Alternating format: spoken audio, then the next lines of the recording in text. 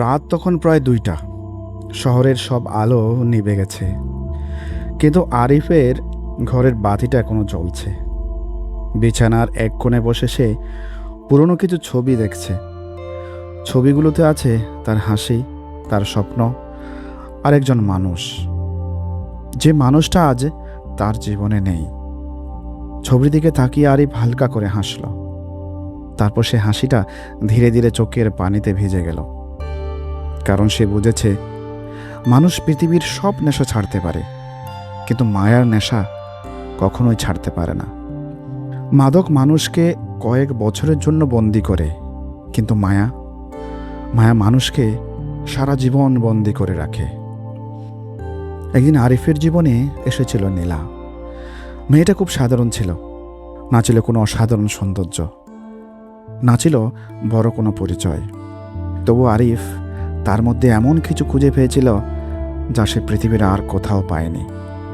সেটা ছিল একটা শান্তি, একটা আপন অনুভূতি, একটা বিশ্বাস। ধীরে ধীরে নীলার সাথে কথা বলা, হাসা, রাগ করা, অভিমান করা, সব কিছুই আরিফের অভ্যেস হয়ে গেল। আর মানুষ যখন কাউকে অভ্যাস বানিয়ে ফেলে, তখনই শুরু হয় মায়ার জন্ম। সময় এগিয়ে চলল, সম্পর্কটাও গভীর হতে লাগলো।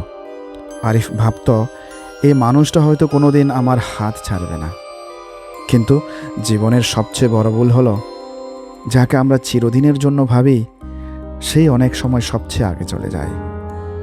একদিন নীলা বলল, আমাদের আর একসাথে থাকা সম্ভব না। একটাই বাক্য, মাত্র কয়েকটা শব্দ, কিন্তু সেই শব্দগুলো আরিফের পুরো পৃথিবীটা ভেঙে দিল। নীলা চলে গেল। তারপর শুরু হলো আরিফের সবচেয়ে কঠিন যুদ্ধ। কারো সাথে নয়, নিজের সাথে, শুধুমাত্র নিজের সাথে। প্রতিদিন সকালে ঘুম ভাঙে, কিন্তু নীলার মেসেজ আসে না। প্রতিদিন রাতে ফোন হাতে নেয়, কিন্তু আর কল আসে না। প্রতিদিন মনে হয় আজ হয়তো ফিরে আসবে, আজ হয়তো একটা খবর নেবে, আজ হয়তো বলবে আমি আবার ফিরে এসেছি। কিন্তু কেউ আসে না, কেউ ফিরে আসে না। দিন যায়, মাস যায়, বছরও চলে যায়, তবু আরিফ ভুলতে পারে না। কারণ সে নীলাকে ভালোবাসেনি শুধু, সে নীলার প্রতিটি মায়ায় পড়েছিল। আর ভালোবাসা হারালে মানুষ কাঁদে, কিন্তু মায়া হারালে মানুষ ভিতর থেকে ভেঙে যায়। পৃথিবীতে এমন অনেক মানুষ আছে যারা এখনো পুরনো চ্যাট পড়ে, পুরনো ছবি দেখে, পুরনো নম্বর ডিলিট করতে পারে না, পুরনো স্মৃতি ভুলতে পারে না, কারণ তারা এখনো মায়ার নেশা আসক্ত। এই নেশার কোনো ডাক্তার নেই, নেই কোনো ওষুধ, নেই কোনো হাসপাতাল। এই নেশা শুধু হৃদয়ে বাসা বাঁধে, আর ধীরে ধীরে মানুষকে ভিতর থেকে শেষ করে দেয়।